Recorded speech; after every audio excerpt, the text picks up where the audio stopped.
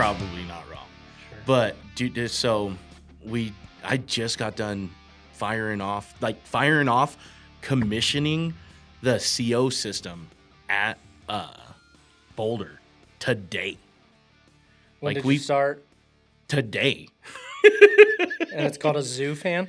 They're called zoo fans. And they have their own CO sensors, CO and O2 sensors. And then they have their own bus. Like it's like a bus bar. It's its own controller. And like Carrier came in, they just like literally plugged it on, turned it on, and is it hardwired or is it Wi-Fi? No, it's hardwired. So like they still had to run wire, but dude, like even their guys pulling wire, like it was smaller than Emerson, don't get me wrong. But like, dude, they did it in like 5 days. Is it a crew thing or is it a system thing? No, they had a couple crews. Like they had 2 guys pulling and wiring up. It took them 1 day to do the sensors. There was a lot less sensors. Fair. And everything. But at the same time, like, dude, like they literally turned it on. There's no addressing. It's already like you got to address a little bit, but dude, That's awesome. Pretty much runs itself. That's badass. Well, Mr. Drew Gillespie, welcome to Ruction Nation. Well, thank you. Little did we tell you, but we've been recording for the last minute and 30 seconds. Well, good. That's a good thing. I mean, Emerson, that CO was rough at Emerson. The garage CO system? Yes. Dude, it was a headache. Due to what? Due to, like, it was, I spent many hours those like final few weeks, like just running my head off, man. Like I was hardwiring things because we were having power issues because of the amperage issue, like plan conflicts. Dude, it was a lot, but seems like those systems aren't fully vetted usually. Luckily, I feel like we have a little bit more this time. Agreed. They're not. Like we ran into quite a few problems at our Ridgegate couplet project. Can you explain what that system does? A CO? What is it? So it's just an exhaust system, really. It's got sensors that sense the CO levels in like a parts per million in the air. So how many parts you're allowed so many parts per million. So I think in an enclosed parking garage due to exhaust from a car. Yep. And so the sensor goes off, which turns on some fans. Usually there's a constant fan going, but it'll end up turning off it'll set off a bunch of fans to exhaust that to get rid of all the exhaust from the vehicle. And sometimes they're complicated where you have like motorized intake louvers and yep. they're big fans pushing all that air out of the garage. We had at the Emerson project, we had a fan wall that was it was 8 by 8, and it was 6 different fans stacked together just to unload mass volume. Yeah. So we kind of skipped ahead a little bit, but Drew, tell us what you are doing these days, or where are you at in your career? What's your role? So I'm kind of in a hybrid position right now.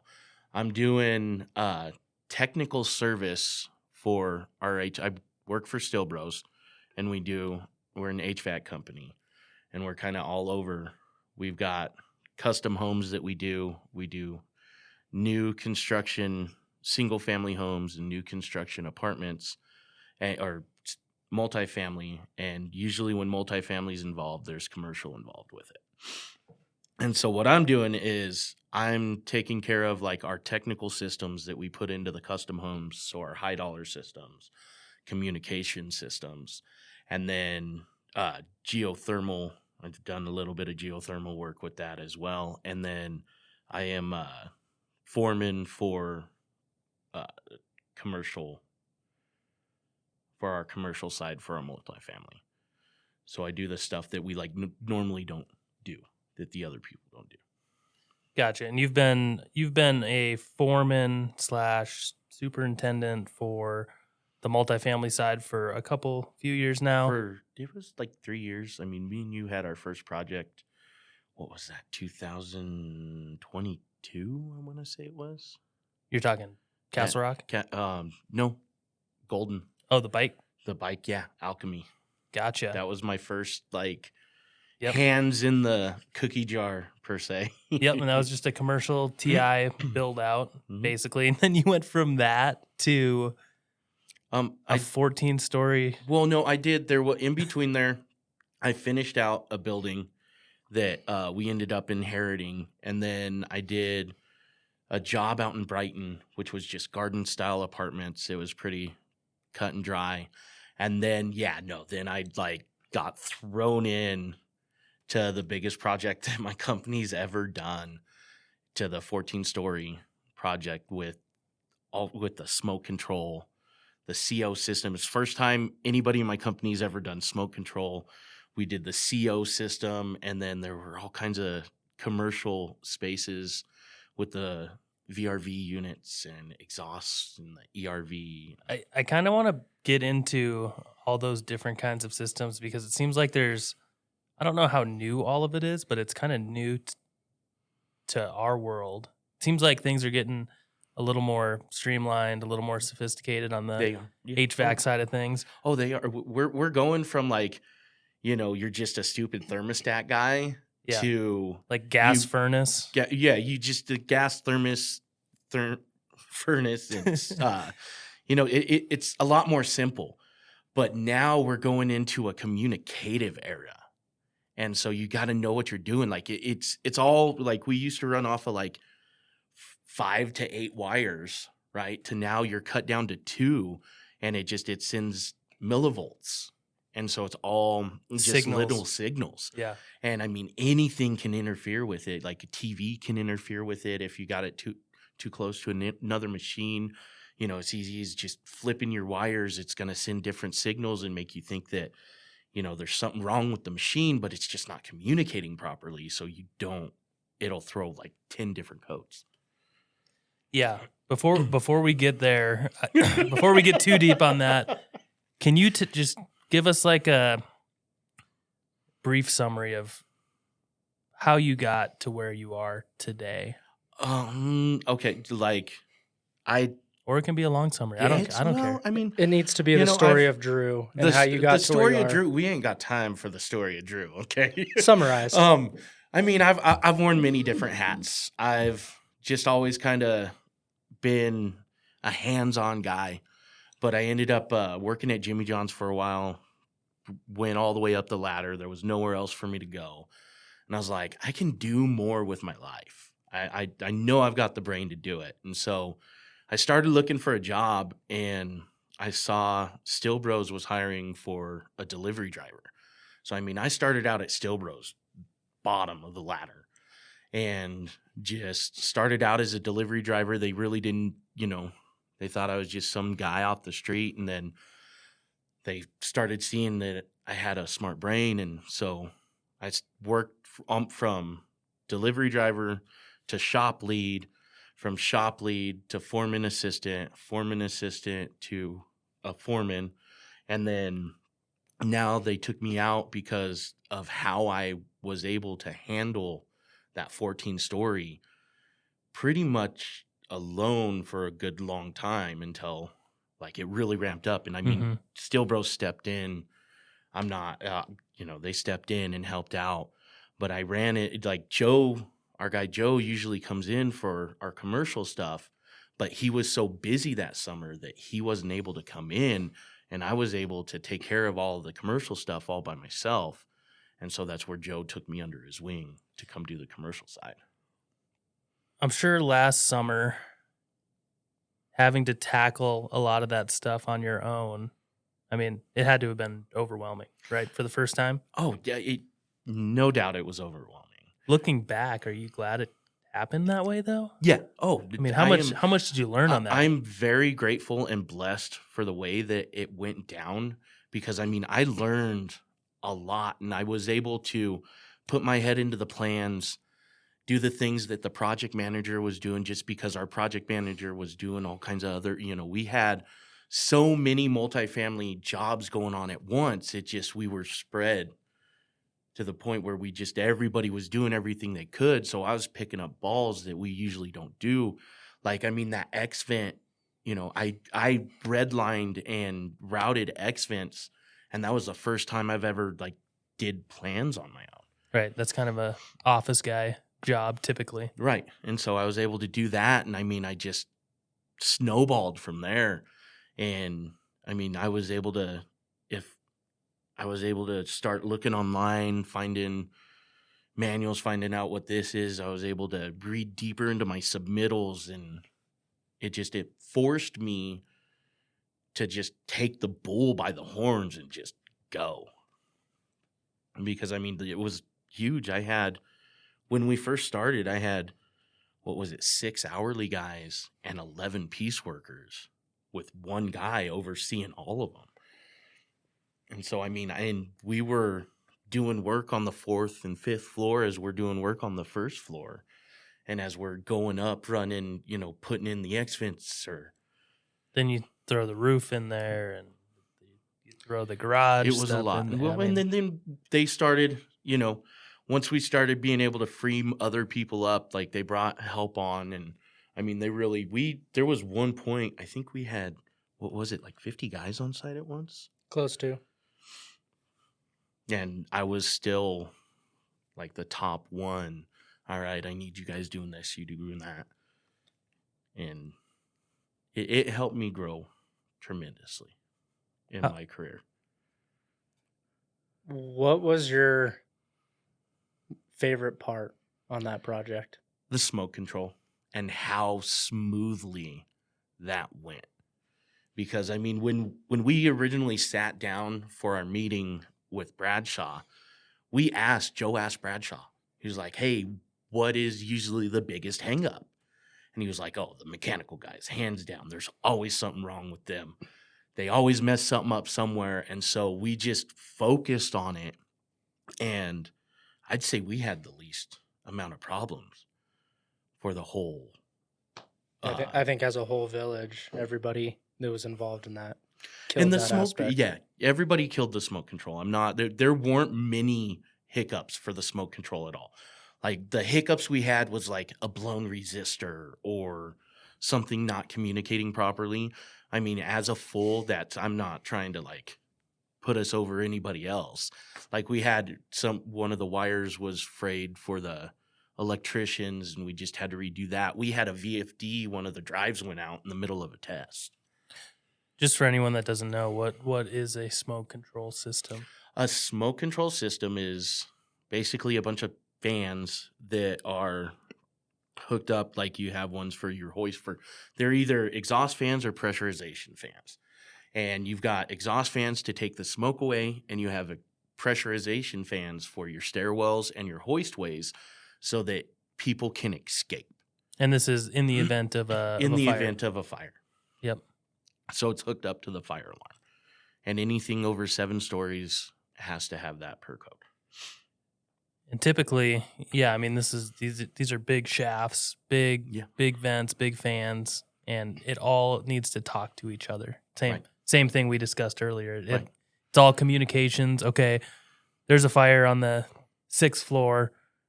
Certain louvers need to shut. Certain louvers need to open. The ones on the floor where the fire is, and then everything pressurizes so people can get out in a clear, smoke-free environment, basically. Right. So you don't have as much smoke inhalation. Yeah. I think that was the second one that I've done, and why are they so intimidating and so challenging? They're so intimidating just because of how big they are. And It's there's a the lot whole of different building. And there's a lot of different moving parts that go into this system. And not only is it a lot of different moving parts, usually when you have a lot of parts in one thing, you've only got one hand in the cookie jar. But in this case, you've got the fire alarm guys, you have the electrical guys, you've got your Sparkies, you got the mechanical guys, You have the door guys. I mean, there's so many people that have to come together to make sure that everything's That's right, because it working triggers properly. doors to close as well Right, to cut off the smoke. right. To cut off the smoke, to cut off the fire.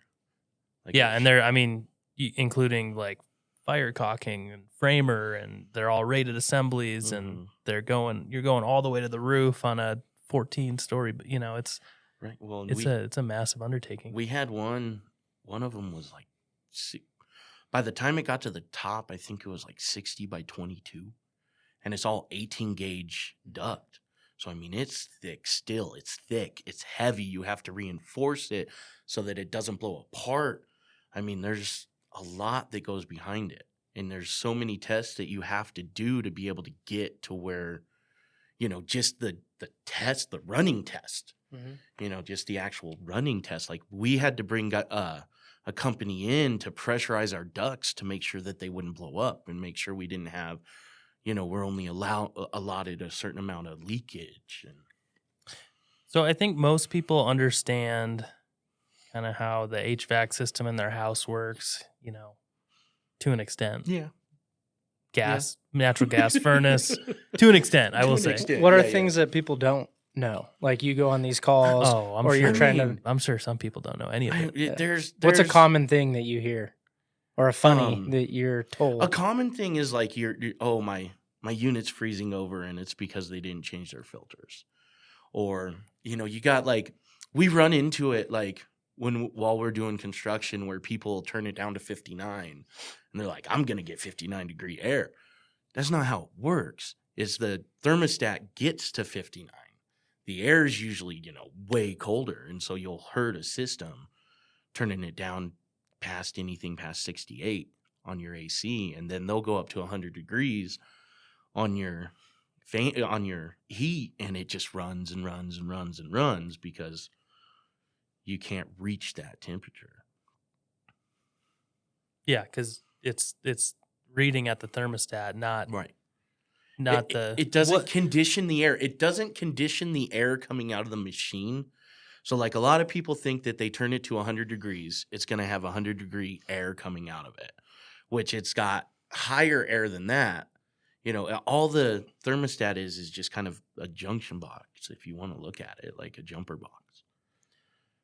So, kind of what I was getting at is getting away from your typical home setup with natural gas furnace and your AC system. Can you throw out just a couple of the more intricate systems that you're doing in like multifamily or commercial? Like our VRVs that we do in the. Can you just walk through kind of what that is? A VRV is what is it? Variable refrigerant. I forget the V part. Well, it's also called a VRF, right? Or VRF, yeah. I think it's interchangeable. Variable refrigerant flow. Right. So what it is it's pretty much a giant condenser that gets put somewhere that we run refrigerant pipe to what's called an air handler, and it has a coil. And these things, they heat and they cool. Some of them are like a heat pump where they only heat and cool. They only have one designated. They either heat or they either cool. They can't do both at once. Or you have the recirculating one, the 3-pipe systems, which go to a branch box, and it's a heat recovery system. And those will heat and cool at the same time off of one machine. So what's nice is you go to a branch box, and so, say you got 3 different offices, and you got one office that's in the back. There's no light. So during the winter, it's going to need heat. There's no windows, right? So you don't have any heat gain. So that one's going to need some heat. But then you got the one that's right up front, like say a leasing office that's right up front, all the windows, those, as you're getting beaten down, those people are going to need cooling. And so this allows you off of one system to be able to cool and heat at the same time. And that's all ran off of one. That's all ran off rooftop of one rooftop unit. That's crazy. And so the branch box, you have your 2 main lines or your loop going up. Yeah, you got your main zone coming from the rooftop that goes to the branch box. And then it splits. And then it splits off, and that's where it knows where to direct cooling or heating according to the demand. What's in that branch box that like Or how does it- valves. It's got different Okay, valves so that it open and- just open and close off of electrical currents, off the little communicative current. thermostat? Yep, off of the thermostat. It comes from a thermostat, goes into the branch box. Because of this signal, it knows it needs some heat over here. That signal, it knows it needs some heat. So you have to address the different zones as well. How complicated is installing one of those systems? Is there a lot of like adjustments that you got to do? No, there's not a lot of adjustments. Or- It's you got to install it. Make sure you have the proper refrigerant pipes going to the proper zone, and then the biggest part is like running your lines and making sure you're not kinking your communicative wires. And then those lines that split off from the branch box, they go to a coil in each individual in each office individual or area. air handler. Right. Air handler. Right. You usually got an air handler, or usually they're pancake units, or sometimes like it kind of works like a mini split as well. You can use wall heads for those, or the cassettes that sync up into the ceiling. What's your favorite HVAC system? Might be a weird question. What's the coolest one to you? I mean, the VRVs are pretty cool, just because of how intricate they are, and they all run. You know, I really like using my brain, I guess, let's say. Yeah. And so I like the more non-cut and dry stuff. I like stuff that's going to make me think. That's why that project was so nice. But I mean, it's once you get it down, it's like anything else, you know, it becomes easier over time. But at first, it's intimidating. But I definitely say the VRVs are nice because you can do the heating and the cooling all at the same time. Yeah, that's coolest in my mind.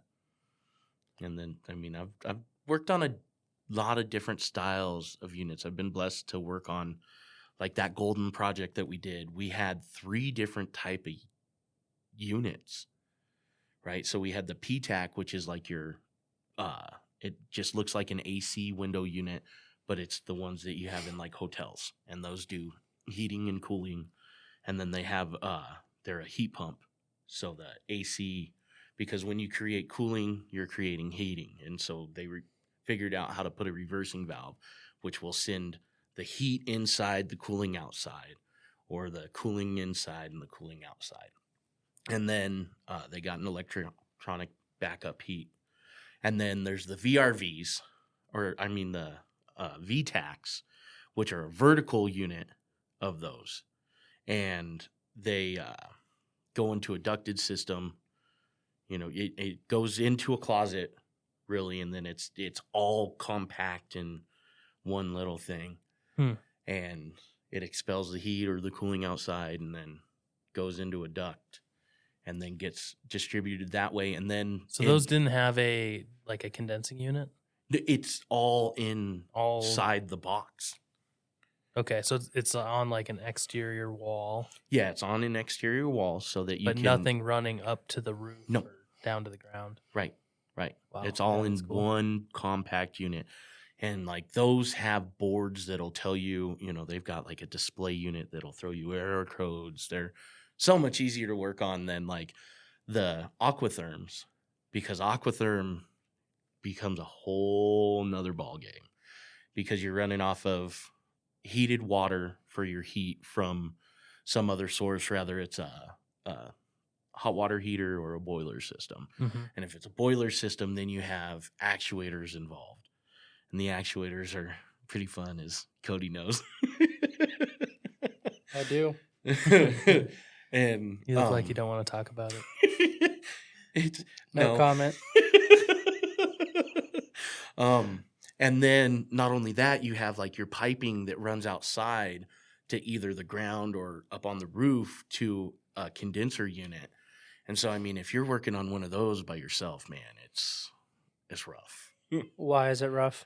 Because you gotta come downstairs into the unit and get it running. And then like, if it's not cooling properly, you gotta go upstairs. A lot of the times, like you don't have elevators to the roof. A lot of the times you're in like a 3-story garden style apartment and you're running up a hatch to get up onto the flat roof, and you're up and down, up and down, and up and down. It's so much nicer when they send you 2 guys at once. But there's still, I have fun working on those because with the boiler systems, they're a little bit more intricate. Yeah. You get I a mean, little more involved. we almost exclusively use those. Yeah, everywhere. Pretty much. We're doing a project now where they're electric heat, so they aren't aquatherms. They're Electric backup with heat pumps probably would be my guess, because okay, we're going. you might be right. Because we're going to, everything's going to an electric era, right? Everything's going over to electric. What are your thoughts personally? Personally, our grid can't take it. Like we can't keep up with the power demand that we have right now. And so like we've been going to classes and stuff on all this new, because it's a whole new era for everybody. And like Joe was just in a class and he was telling me, like the guy was telling him, like, now you have to check like your capacitors, you got to check everything, because our power is so dirty nowadays, because that's where we get the brownouts from, is we just can't keep up. And so then you're going to add all of this other demand, and we haven't upgraded what's already there.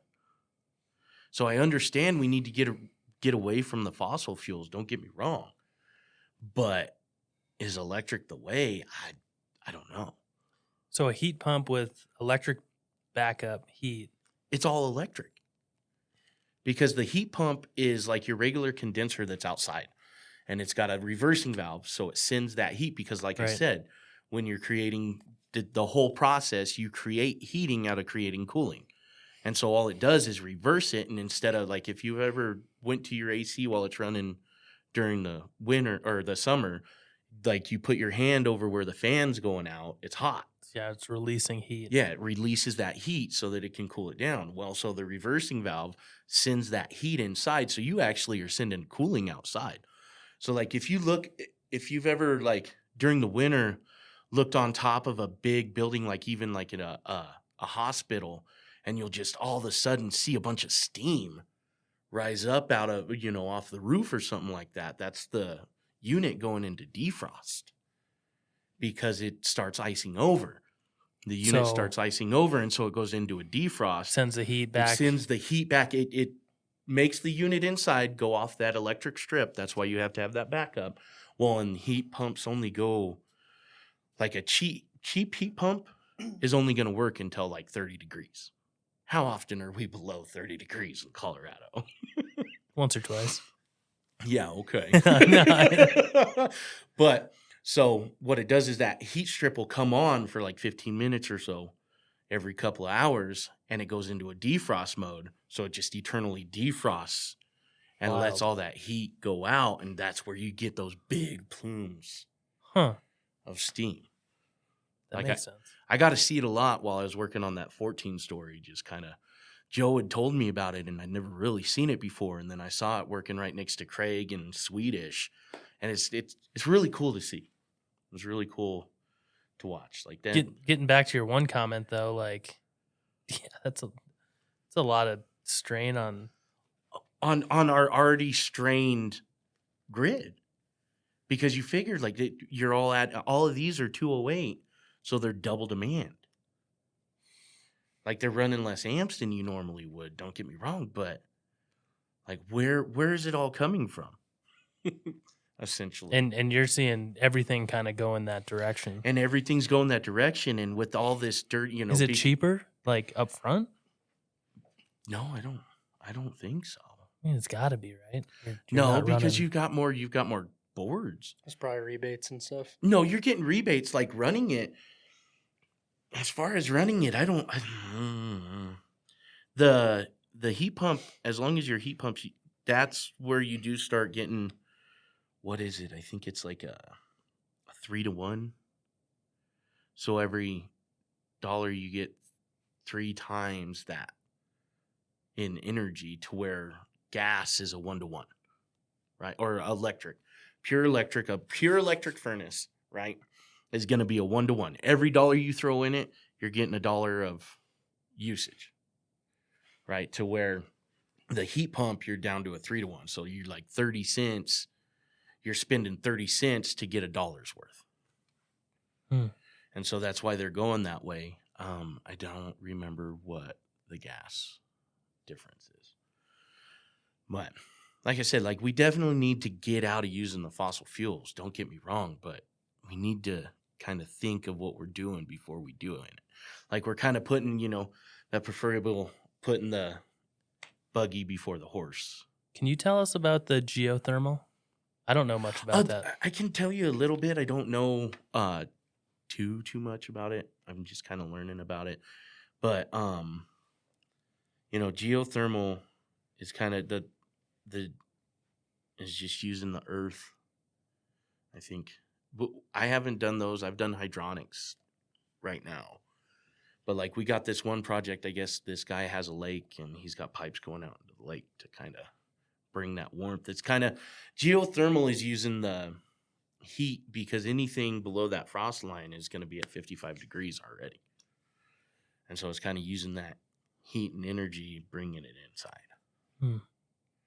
Interesting. I'd like to learn about that a little more. I'm excited to learn about it. We've got a pretty big project coming up. In a custom home. A custom home that's going to be geothermal? Mm-hmm. I'm excited to learn about it. And then, we do hydronics as well. We do hydronics. And that's using water for heat. So it's kind of like the aquatherm. Like a body of water? No, you use it's a boiler system. That's what hydronics is. So pretty much what we do in multifamily is pretty much hydronics. Using you're using conditioned water to heat. But a lot of the hydronic systems are the radiant floor heat, where they pour the gibcrete, they lay the pipe, pour the gibcrete, and you get that radiant heat from there. Or it goes into radiators. Just because we were talking about geothermal mechanical energy, it says that it's the kinetic energy of the steam and water from the Earth's interior, harnessed to spin turbines and drive generators to produce electricity. Okay. Gotta love Google. How expensive is this house? I don't even ask, man. There are some houses that I've been into that just blow my mind, man. It has been a blessing to be able to like see all these different houses, all these different systems. Like, we do wine chillers. For like wine cellars? For wine cellars, yeah. Wow. Like, people just have like a wine closet. So it's not really necessarily a cellar, but they have to cool it down. Steel Bros is a pretty big. You guys are a big outfit, aren't you? We're a pretty big outfit In the I think we've Denver area. Yeah, no, and down in the Springs as well. So we've got 2 different divisions. We've got our South division and our North. And then within that, you have service and we have construction. We've got service, construction, and retro. So we go in, we got the retro guys that go in and retro out a house. They take the old furnaces out and put in new ones, or mini split heads, or whatever. Have you ever gotten to do that, the retro? On the side, yeah. Nice. But I didn't ever do any piecework because I'm not great with money. And I kind of spend it as it's coming in almost. And so with piecework, you want your paychecks spread out? Is that what you're saying? I like knowing what I'm going to be making. There you go. Okay, like, I know that it's going to keep coming and not dwindle, to where piecework is just hot and cold. Like, if it's cold outside, you can't make it work, you ain't getting paid. Right. And we got guys that'll work all summer, and then they, like, if it's snowing, dude, they won't do nothing. But I'm working on that. I'm growing. On the mechanical side, and so far in your career, have you seen more stories where piecework is good versus bad? Yeah, no. We just got out of a piecework era and we're going into a company era. So the pieceworkers kind of had us by the cojones these last like 10 years. But with that, the threat of the recession, interest rates going up, just the market the way it is, we have, we've just, the jobs aren't out there right now. And so we have had to let go of a lot of our piece workers, and we're kind of thinning the herd out per se. And the piece workers can't come to us right now and be like, "Hey, I need more money for doing this." It's like, dude, you kind of got a job right now. Yeah. To where before they could be like, "Nope, I'm not doing this. I want this price, or I won't do this." And now they just kind of got to take what they can. What's available. Right. So yeah, as everyone knows, the market across the board is cyclical, and construction typically follows the general market trend of the economy. Seems like we're in a bit of a slowdown right now. Oh yeah. But we just came off a 20 year, no, not 20 years. It was 10 solid years. Yeah, 10 solid years. Well, that's what I was saying. Like, I kind of had to fend on my own because of how thin we were stretched. We knew this was coming. We saw it coming, so we took the jobs as we could get the jobs. And, we did a great job everywhere we were. There wasn't a lack of, we couldn't do this, we couldn't do that.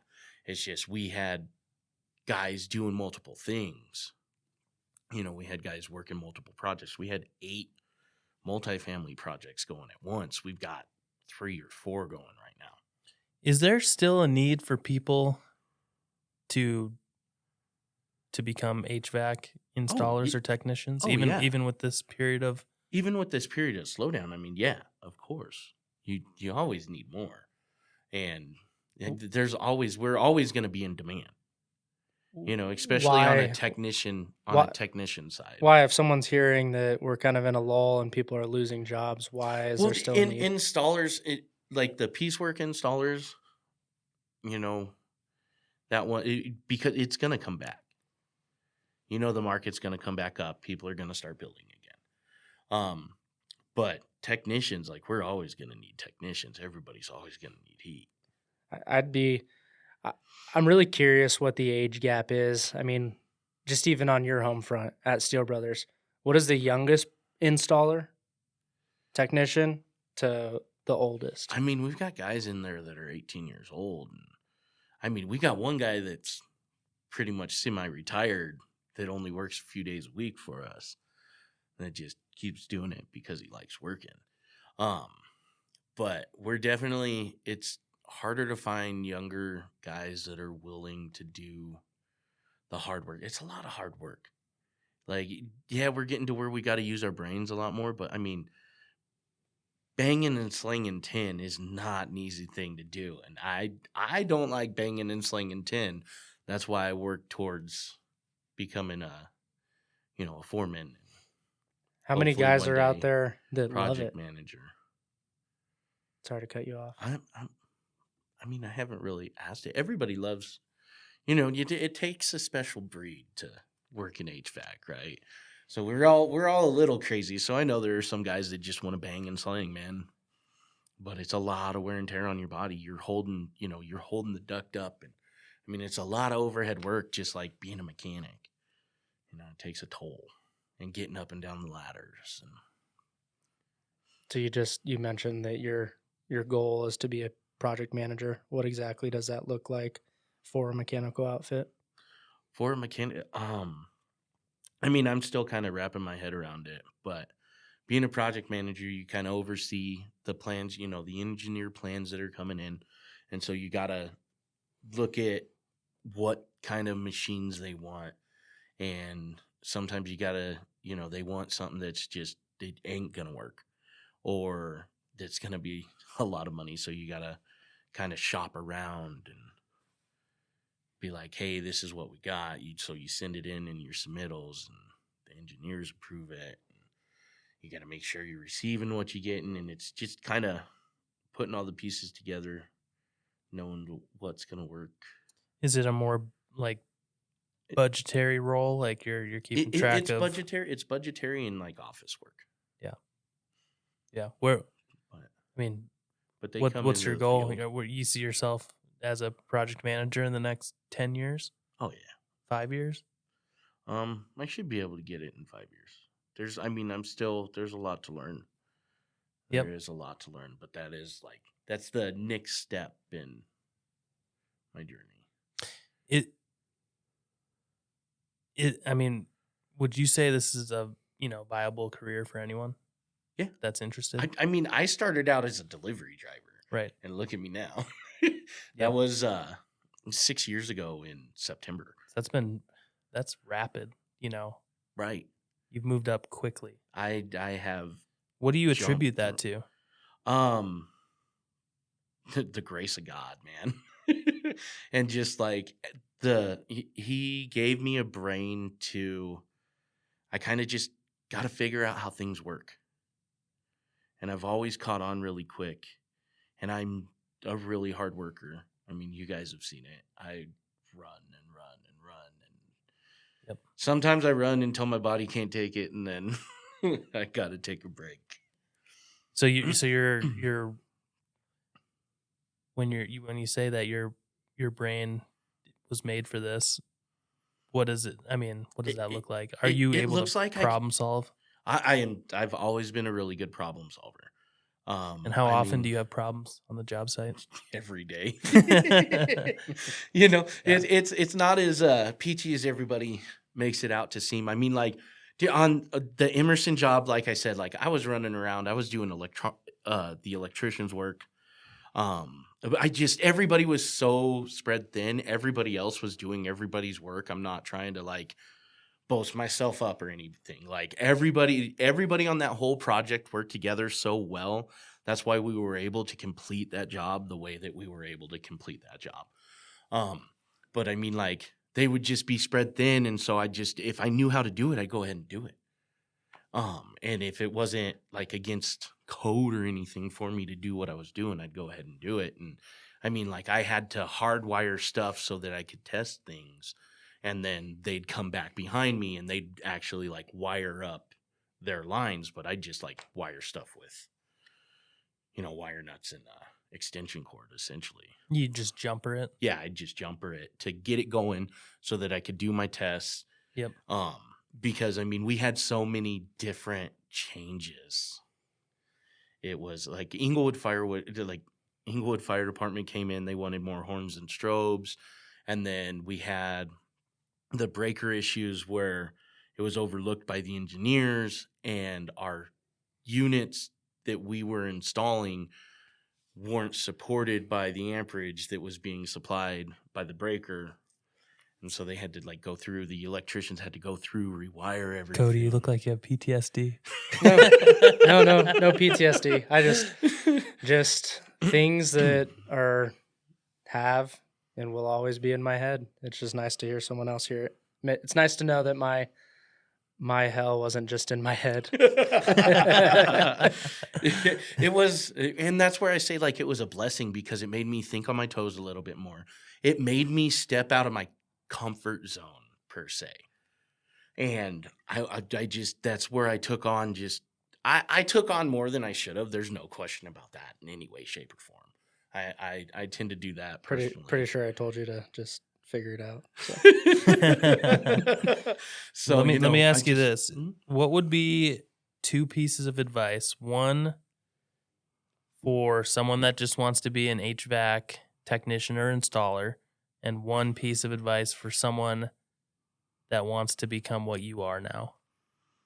Yeah, I mean, it goes for both. Is just kind of get your foot in the door. A lot of it is a lot of hands-on learning, and there's people out there that, like, you're gonna find people that don't want to pass it on, right? But that's where I was blessed at Stillbros, is that they want to pass it on. They want to see the next generation take this on and keep going with it.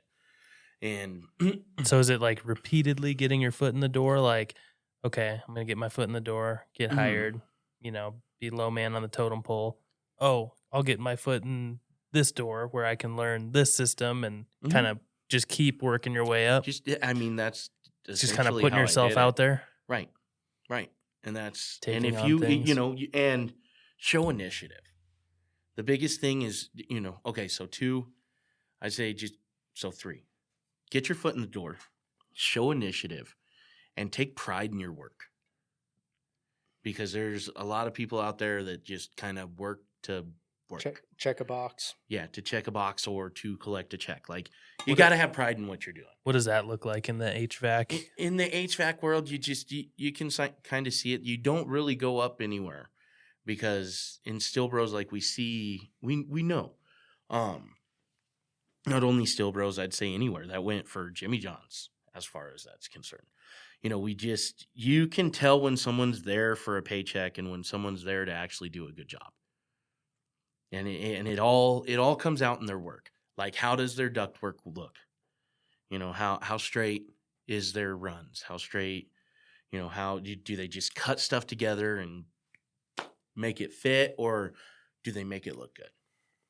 So when you and I first met, you introduced yourself as Pookie.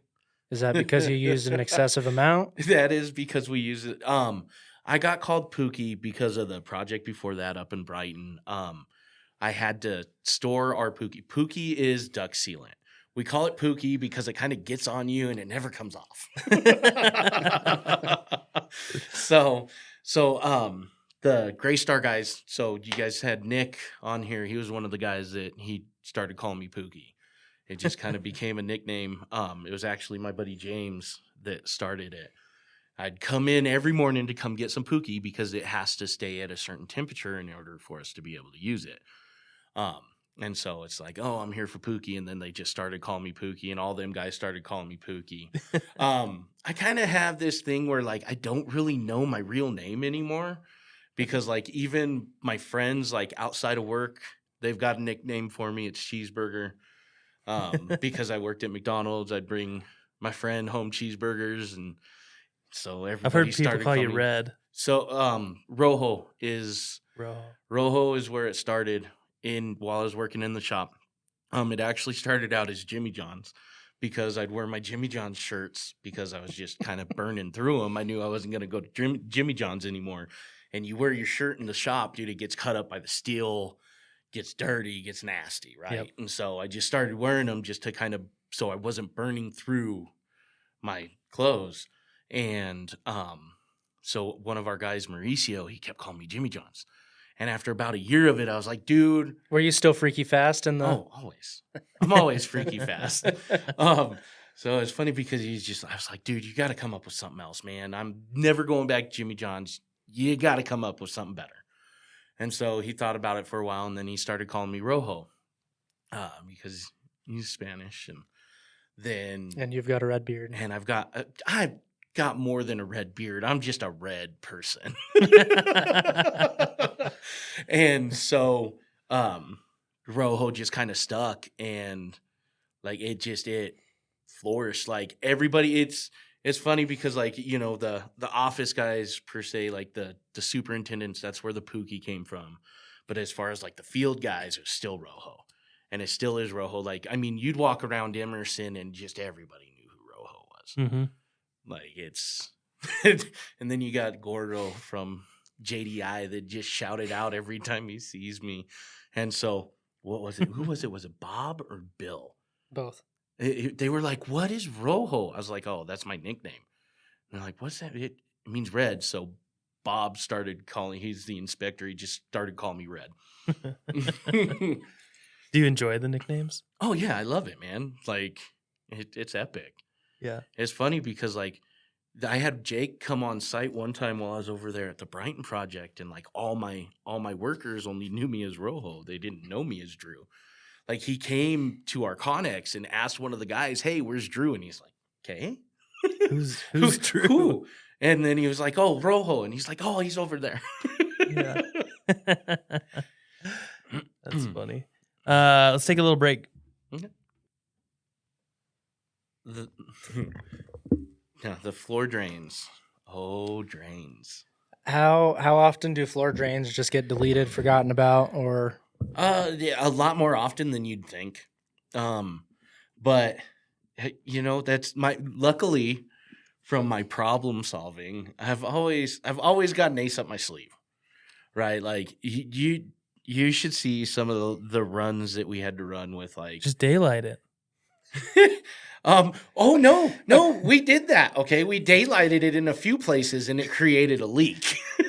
And it Like, leaked in a it crack leaked in a into a crack garage. into the garage. Like there was a crack before the drain that was in the garage, so it's leaking down into dude. Like we had so many fun adventures at the Emerson.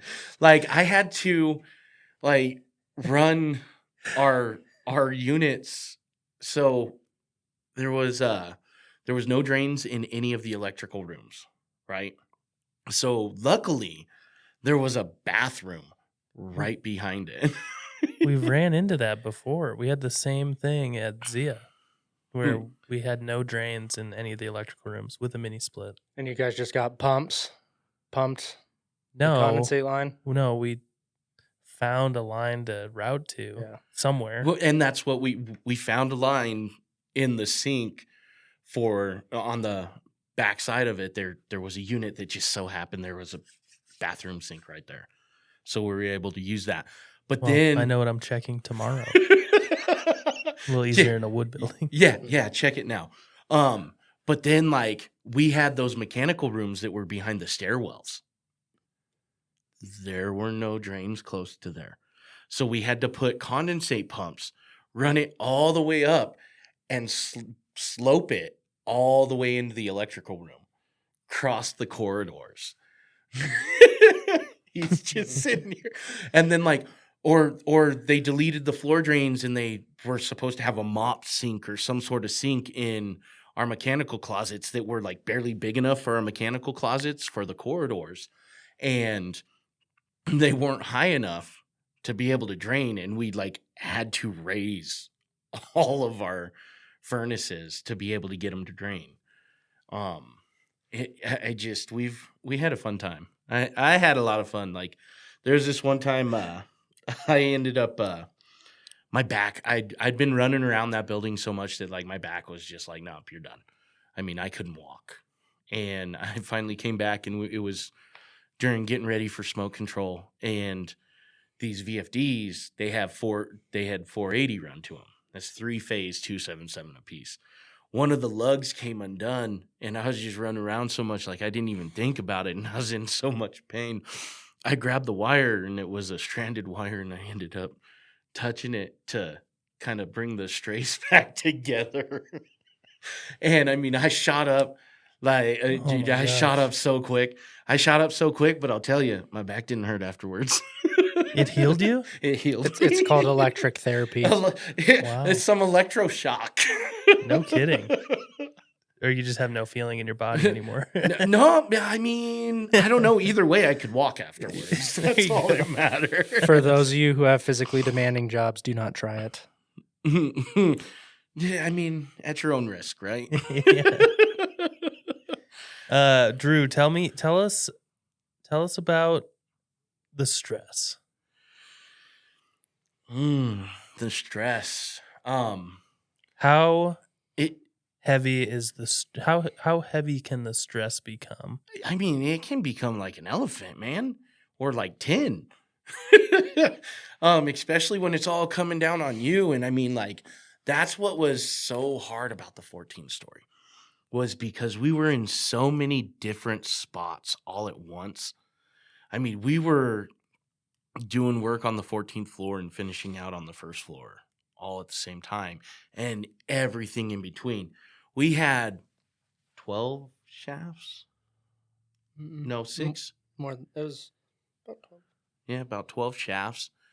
So I'm doing commercial work as we're doing unit work as we're doing. So I mean, and multifamily is a weird thing where you're doing residential work, you're doing commercial work, kind of all at the same time, and they all kind of intermingle in some. Yeah, you were finishing out roughing the units at the same time we were trying to turn over and finish out the amenity spaces. Mm-hmm. At the same time, we were doing Dude. big building systems. The smoke control, building systems, life safety.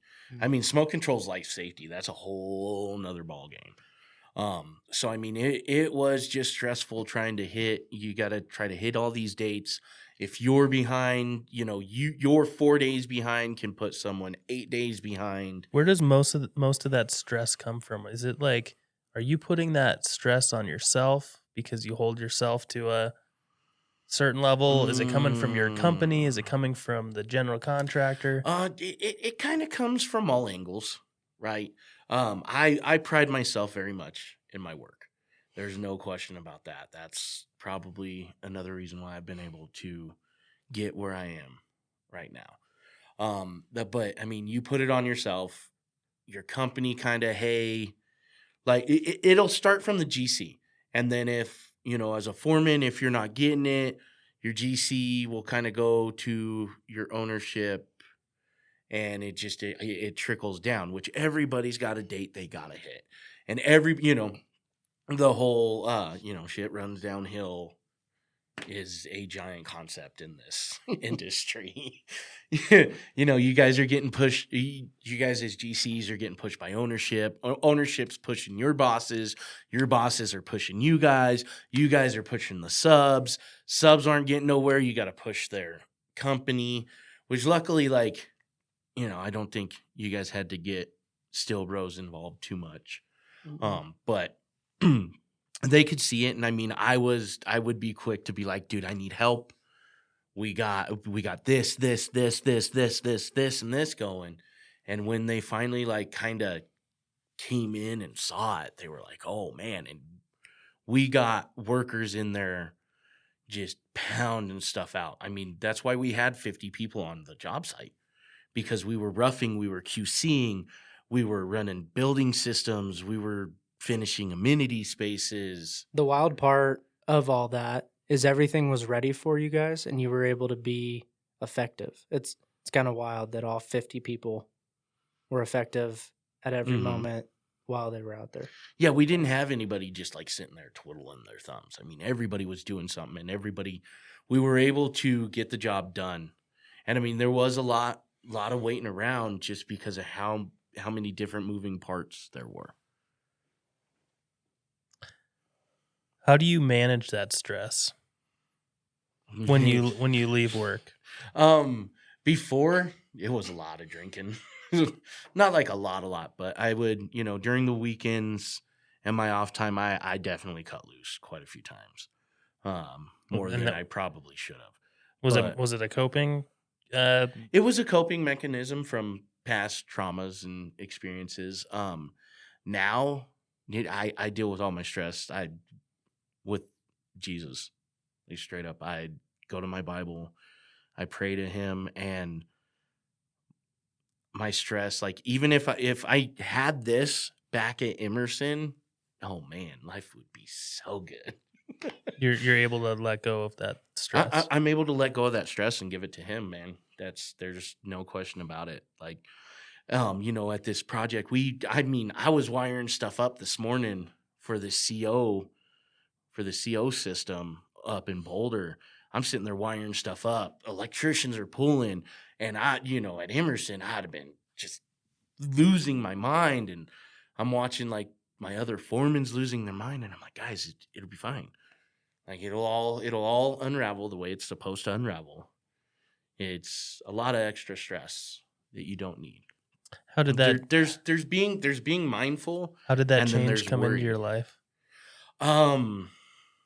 Through my daughter. My daughter started asking about Jesus. I mean, I had a bad time where I was using drugs to cope. I was doing them on my own time, but I was using drugs to cope, and I was hanging around people I shouldn't have been hanging around with. And I mean, I got possessed by a demon, and I just got sick. Yeah, it leads down a dark road. Well, I got after that demon, it would just happen that night. I mean, I woke up the next morning and I was sick for 3 days, and I ended up crying out to my dead grandmother, and all I heard was pray. And so I started praying, and then I kind of came to, remembered my buddy's mom is a prayer warrior, text her. She told me, asked to be washed in the blood, give it to Jesus. And after I did that, I passed out and woke up more clear-headed than I have ever been my whole entire life. And then it just kind of Wow. snowballed from there. And then my daughter started asking about Jesus. I didn't tell her about it. My ex-wife didn't tell her about him. And she wanted to go to church, and I asked my ex-wife if I could, and I ended up finding the church I'm in, and it was the family that I'd been missing, that the hole that I was trying to fill with drugs, alcohol, and women. Wow. It's quite the testimony. It's And how long ago was this? June. Wow. Yeah. I'd say about, June was 5, the 6 first time. months, Yeah. No, 4, 4 months. 3 or 4. It's really cool. I mean, I Mm. do remember. You could see the stress on you at Emerson, and you seem really, really good right now. Oh, I am glorious, man. I am so blessed right now. It is crazy. And it's all being able to just like take it and give it to him. It's all, we're not meant to carry the stresses and things that we carry. And that's he's meant to take it. And we're meant to bring it to him and put it at his feet and forget about it and just walk away. That's the beautiful thing about what he did going up on that cross and dying for us. Is he allowed us to be able to, that whole, the Lord is my shepherd, and we're referred to as sheep. The reason why we're referred to as sheep is because sheep are not load-bearing creatures. They need their shepherds to protect them, to take off, when their wool's getting too heavy, he shears them so that they can continue to go. He leads them to greener pastures. And I mean, God and Jesus do the same thing. It's really cool to hear that's helped you so much. It has. Like you said, I mean, you could see the stress on me, and the man sitting before you now is way different than the man Cody saw back in June. Yeah, definitely. And you and I have had in-depth conversations about it, and I've loved hearing every step that you've taken. Very, very happy and proud of you. Thank you. It's been a journey, and it's been a good journey, and it's helped me, not only has it helped me personally, it's helped me in my career to be able to just be like, it'll be all right, guys. There's worry and there's being mindful. We got to be mindful of our problems. There's still issues out there. You're not shying away from the problems. You're mindful of it, but if you sit there and worry about it, it consumes you. And I was worried about Emerson, and Emerson was consuming me. I was going through a lot personally as well while all of this was going on. Like I went through a lot of death that year. I had to bury my granny that year. Lost my 2 great uncles. My girlfriend I ended up moving in with ended up having a pituitary tumor, ended up with Addison's disease after having the surgery to have it removed. And then, went through her emotionally cheating on me. And it was like to the point where my daughter thought that she had 2 boyfriends. And, that ate me up, and I'm dealing with this beast. So it was just, I was getting attacked at every angle, and then ended up being alone. And that's where I kind of resorted to drugs on my free time. And then it just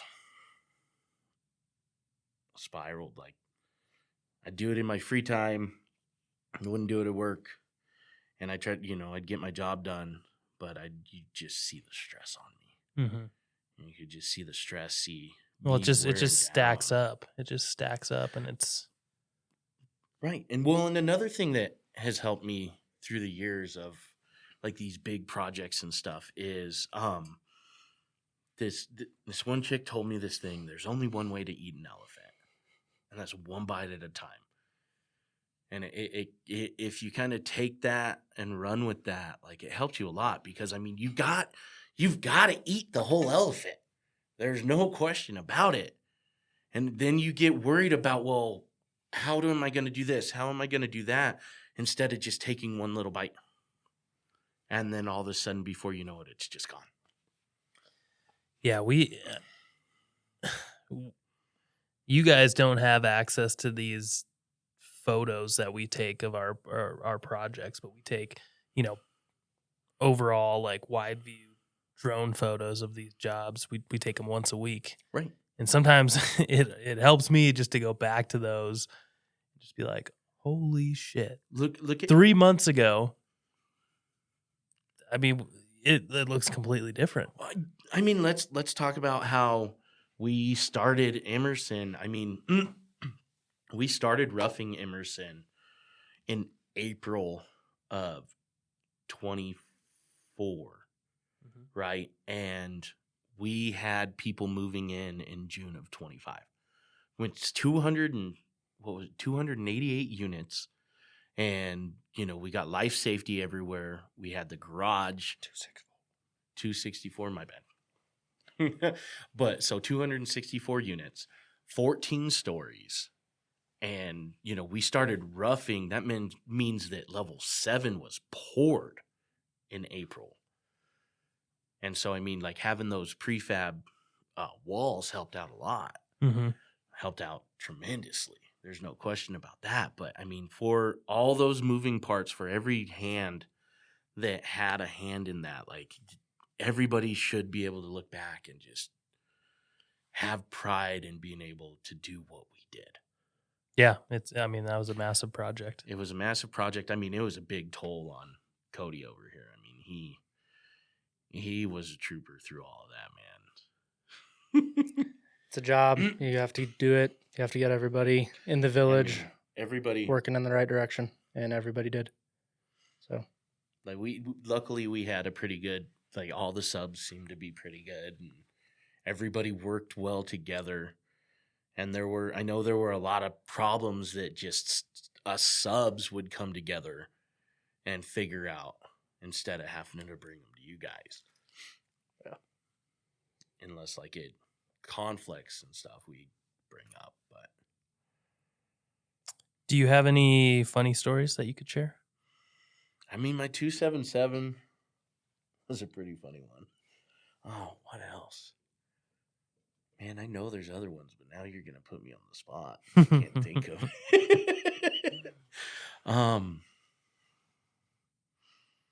I can't think of anything off the top of my head. No funny things that you've witnessed on site between. I mean, other subs. There was the funny one where I shattered the windshield on the forklift. I don't know if you were there for that one. You were definitely there for that one. Yeah, I was there. That was, that whole being in that hustle and bustle, man. That just reminds you to. How did that happen again? Did something tip over? No, I was unloading a truck, and the pallets, we were receiving that much material that the pallets were stacked too high. And so they were double pallets, but it was all metal. And I just tilted it back just a little too much. And it was just, the whole domino effect. The avalanche just started coming down. And I mean, that's not the first forklift windshield that I've broken either. I broke one over at Brighton as well, unloading a big old thing of pipe in the middle of winter. And it was all PVC pipe. And I tilted it back just a little bit too much, dude, and they just all came sliding in. I don't know if I should say this, but when you're operating, it's kind of a numbers game. It's not a matter of if, it's when. So don't feel bad about it. I've done it. I mean, the part that excites me about the whole thing is you came and told us. Some people don't. Some people break. That's my whole integrity. Any time like I do anything, I've done some stupid things, man, and I'm like tail tucked between my legs. I'm like, hey guys. Now I'm curious. What's one thing that has happened that you have not told somebody on the job? When I kicked a hole in the wall to recover my phone that I dropped in a shaft.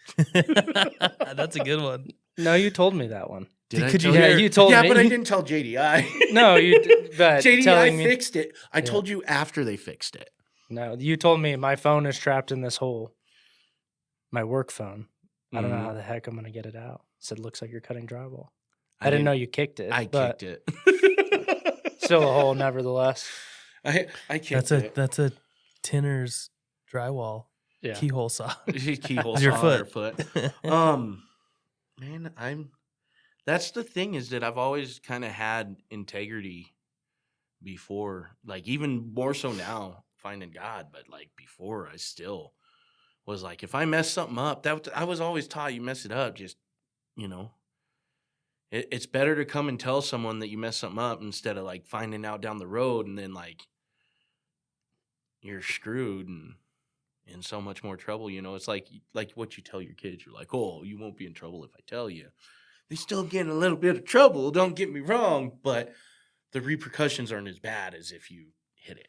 Yeah. What, not saying that you'll have another one, but what is your most costly mess up to date?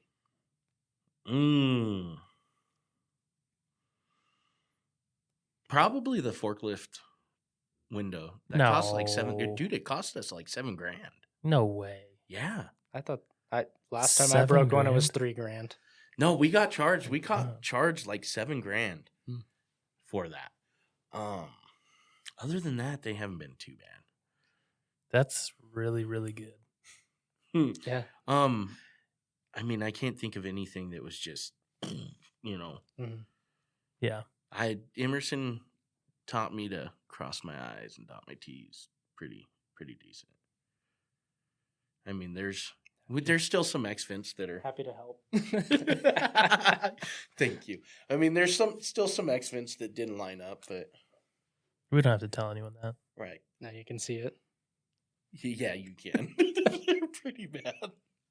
But that wasn't like Who the hell was in charge of the exterior over there? I don't know, Nick. But you know, that just in between framing and everything, like I marked them out in the same spot. They just didn't wind up in the same spot. And then there was one where I think the pillar got bigger because of the pull deck. And so it pushed it way over. And you know which one I'm talking about. Nope. Mm-hmm. But no, we haven't had. I mean, I don't think I've done like too costly. I don't know. Pablo or Joe, I guess, would be ones to ask that one. But I'm pretty good at recovering my mess ups. If there's one thing I'm good at, it's if I mess up, I always find a way to fix it. How important is that trait? I mean, I would say it's invaluable. Because even when I've and it's not even on this project, like It's probably the most important thing. Right. Because no one does it. No one is perfect, you know. Right. Everyone makes Right. mistakes. No, we're not perfect. I mean, no one is perfect. And We all make mistakes. That's the thing that a lot of people, I mean, I think understand. They just don't remember that these buildings are handmade. Mm-hmm. Everything is hand assembled and hand built. You know, Right. it's not a car on an assembly line. It's not built cookie in cutter. the weather conditions in the real world. You know, it's 200 guys at a time. Probably, I don't even know how many people even touch a building. It's got to be in the thousands. There's a lot. I mean, we probably had at least 1,000 hands at Emerson. That would be my guess. Somewhere close to 800. I mean, maybe when you think through land acquisition, development, design, all the trades that come through, maybe just under 1,000. These massive projects. I would take the over on. You think so? 1,000. Oh Yeah. yeah. I mean, they're massive projects. Well, I mean, 80.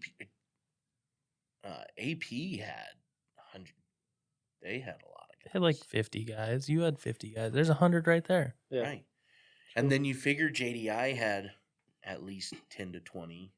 The plumbers had to have close to 30, 40. Same with First Electric. I think First Electric had more than anybody else at one point.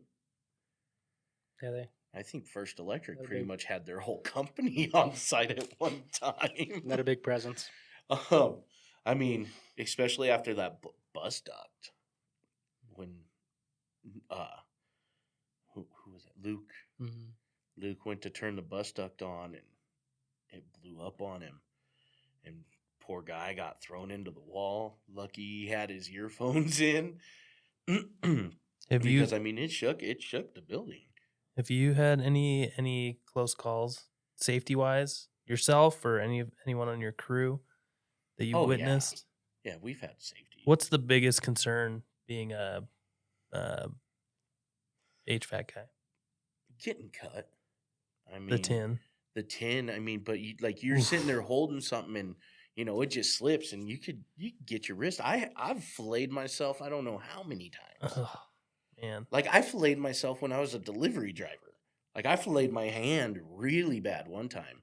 Like, I could see the How do you avoid that? membrane. I mean, it's just like operating equipment. It's not a question of if, it's a question of when. I mean, you can wear gloves, but I've had things go through gloves. You have your hand in the wrong place while you're screwing. You get the tip of your finger. We've had some close ones, crushes. I don't think we've really had too many near fall. We had one guy that fell 2 or 3 stories through a piece of wood, and I mean shattered his shins. Like, I mean, there's fall risks everywhere. I mean, that's why it was so stringent. I had to kick one guy off site because he wasn't harnessed up. Tying off. Mm-hmm. Is that probably the most common safety violation? Oh yeah, not being tied off. You see it everywhere. Yeah. You're constantly like, I mean, that's one reason I don't want to babysit everybody else. Well, I never really thought about going into the GC world, but I mean, I've got eyes. I've always noticed everything, and you see people not tied off all the time or walking ladders. And Why do you think that is? I know time. my thoughts. It's cutting corners. It's cutting corners. It's not wanting to take the time to be safe, but they don't realize that like these things are in place because people have died cutting those corners. Yeah, it takes a couple seconds to change your entire life. It's Joe. Joe will not go on site without safety glasses because he watched some dude get blinded right in front of him when he was younger. When he was just starting out, they got stuck in the mud in the forklift, and the guy was trying to hit the forks in and push himself back, right? And when the forks went in, it flung a big old chunk of mud and rock and hit this guy in the eye and ended up blinding him. And then the dude ended up getting fired the next day because when he went to the hospital, they pulled a UA on him and it came up hot for pot. And so it's just like, That's a bad couple days. Well, that's that whole like everything that happens in the darkness will come to light, right? It will. What you do in the dark will come to light, and if you take these safety precautions, and like sadly, even though like marijuana is legal in Colorado, just as if it's like alcohol, if you get hurt on the job, that stays in your system for 30 days regardless. And so you go and you smoke a joint on Saturday, but you get hurt on Friday the next week and you go in, you're still going to get in trouble. Yep. And so pop hot. But, if you help stay in the safety precautions, you got a lot less chance of hurting yourself, dying. That's why they're all in place. Yeah, they're not just silly suggestions. They're there for a reason. Like glasses. We had OSHA at one of our other jobs at this job site up in Aurora. And oh man, it's been fun ever since. Like, Ryan Schmidt got in trouble he went into the porta potty and took his hard hat off in the porta potty. And they got after him for taking his hard hat off in the porta potty How did they see? because he was putting it on as he was coming out. See, Cody, you just gave me shit about that today. You're like, why are you putting your hard hat on to go to the bathroom? Well, I was like, just in case the crane drops a bundle of rebar. We were just on the tail end of a conversation. I was like, where are you going? He goes, I'm going to pee. I was like, in your hard hat? But see, it's funny because Ryan's like, man, I'm gonna start tying off in the bathroom. I'm gonna make sure to put my harness on. Oh, man. I mean, it's a fair point. If a crane does pick one of those, right, it should be. I mean, we had that at Emerson. Those were. Ooh, the funny one was. I mean, we still don't know what guy that was, but we had that guy that pissed in the corner. And went down into your guys' office. Like they pretty much peed on Evan. Yeah. I think we never really did. No, we never figured out who did that. Like we thought it was a window guy at one point. Thought it was a window guy. Thought it was one of my guys. I mean, I don't know. Your guy said it was the window guy. Yeah. So who knows? I don't know. It was a pretty funny one because Evan just comes running upstairs, man, just heated. Luckily, he found one of my guys that spoke English. Oh man, yeah, that was a good one. Mm-hmm. I mean, I've seen some brawls, not brawls, but some pissing matches per se. Screaming and yelling. I got in one with Darren one time because it was like, dude, none of these units are working. Well, make me a list. None of the units are working. And then he's like, I just need a list. And Does that ever pay off? What, screaming and yelling at each Yeah. other? No. Like you wind up like not wanting to talk to this guy because they ended up screaming at him, or you feel like an asshole because you were screaming at him. And so, I mean, like, and all you did was just cause a bigger problem when you could just be adults and talk to each other like adults. But, I mean, in construction, we're all big man childs. Mm-hmm. Are you able to leave work at work when you go home? Yes. I learned that one at working at Jimmy John's. Emerson kind of would come home every once in a while. There's no question about that one. But I mean, it was a bigger beast. Is there like a technique that you have? Someone that was on the podcast told us that they will drive home in silence and they will take notes on their phone as they're driving using the voice. Mm-hmm. They'll just talk into their phone and take notes. That way they can let it go for the night and know it's all going to be right there on the note on their phone. Is there anything that you do specifically to let go of things or wind down at the end of the day? Yeah, I mean, it used to be like smoke a bowl and just forget. Now, I mean, I just, like I said, I don't have those stresses or worries because once it starts worrying me, like I've found if anything starts worrying me or I start stressing, getting angry, I've got a big anger problem now that like I don't smoke pot, and I haven't smoked pot in months, and it still just kind of rears up, and I'm like, wait, those aren't your thoughts, bro. So I mean, just praying on it, and like I say, giving it to the Lord. And it's just like all this stress. He doesn't. Stress is fear. It's worry. It's worry. Stress is worry. Worry is fear. Fear is not from God. And so, I mean, my religion has come into play a lot for me. Yeah, big time. And it's I couldn't be happier. Are you happy with your career just in general? Yeah. Oh, yeah. I am very happy for the people I work for. I mean, Joe is phenomenal. If it wasn't for Joe, I don't know if I'd be at Still Bros still or not. But I mean, even Pablo Pablo's great. He's very helpful. Ozzy, Luis. I mean, we have Jake. Everybody gets along really well. Everybody has their strengths, and everybody is willing to listen and help.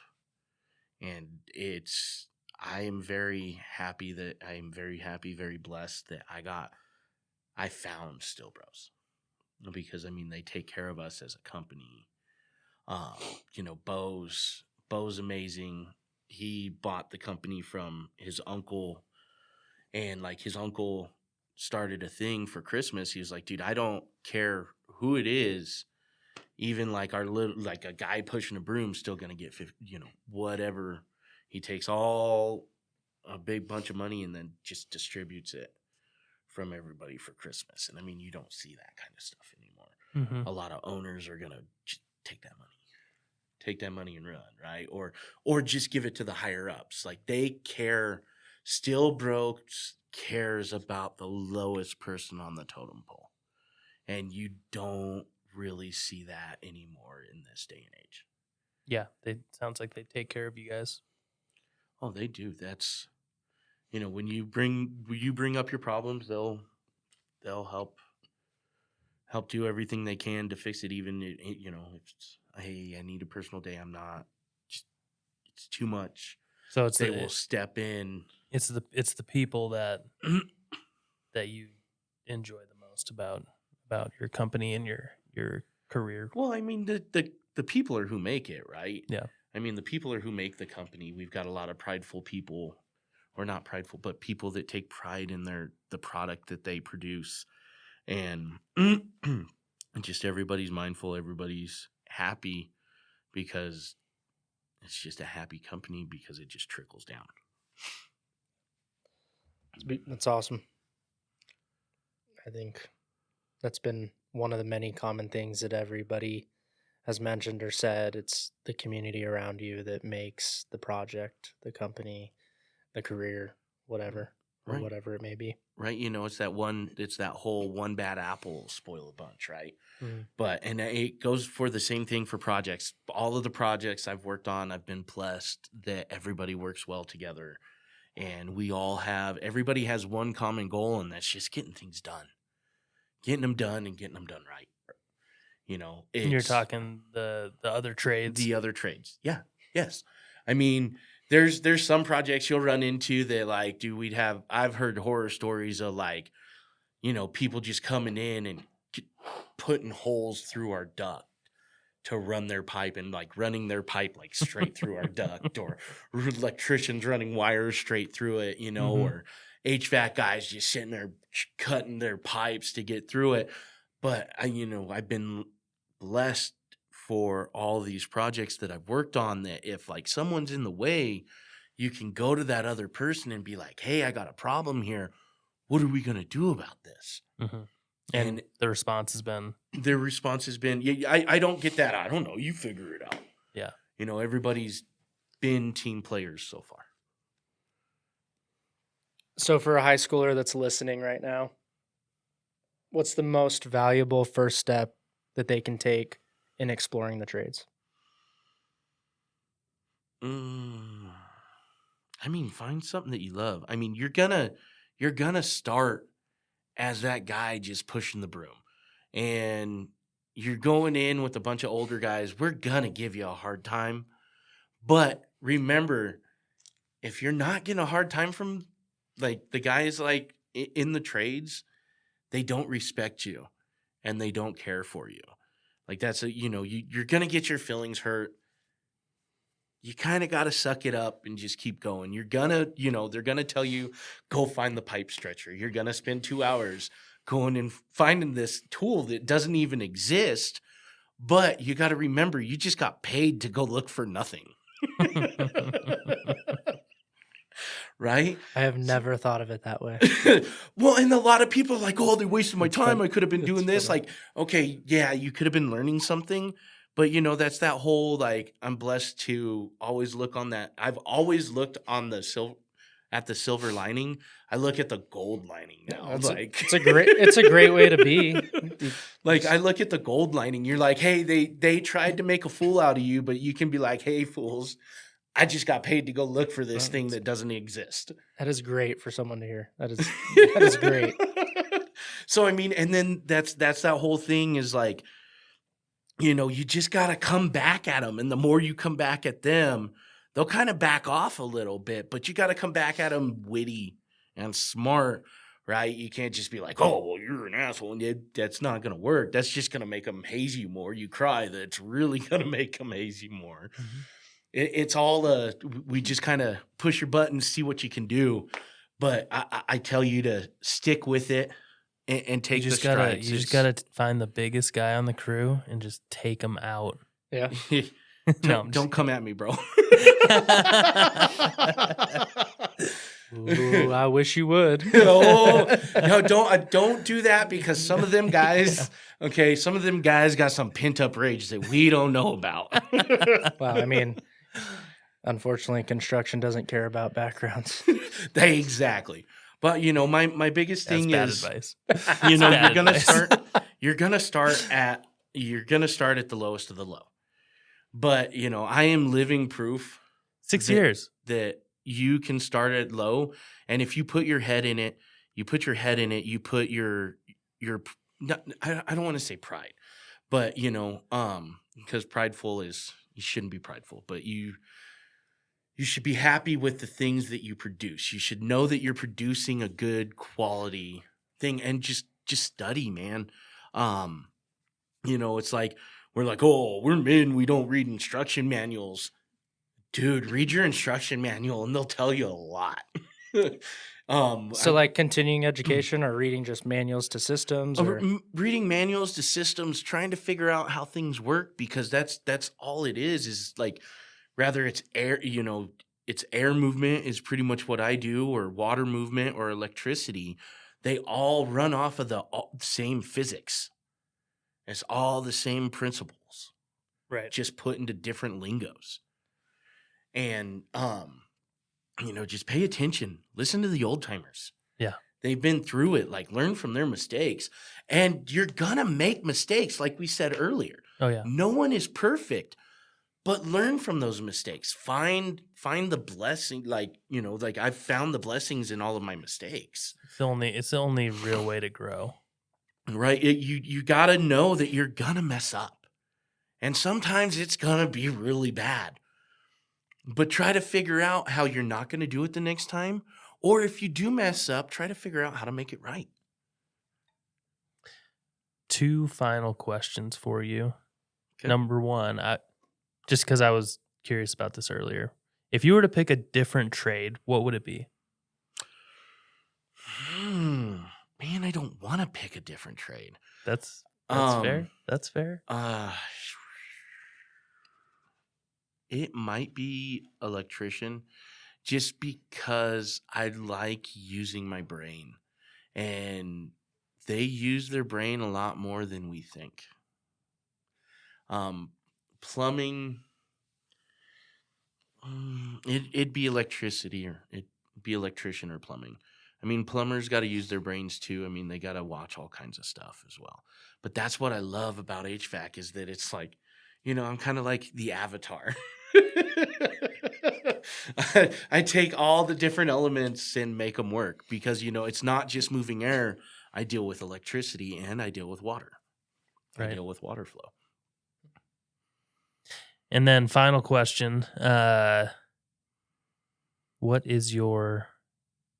you have a message that you want to get out there for all of our listeners?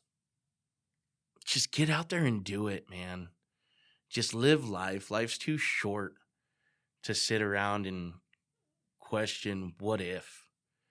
And find the blessing in everything. There is a blessing and lesson in anything and everything you go through, no matter how hard it is, no matter how bad it beat you down. You only get stronger and you only get wiser. But you got to be able to look at it and be like, well, what happened here? What happened there? And learn and grow. There's growth in everything you can do. Love it. Appreciate your time, Drew. Thank you Thanks for for having joining me, us guys. on Roach Nation. It was a blast. It was a pleasure. We'll see you soon. Thanks, Drew.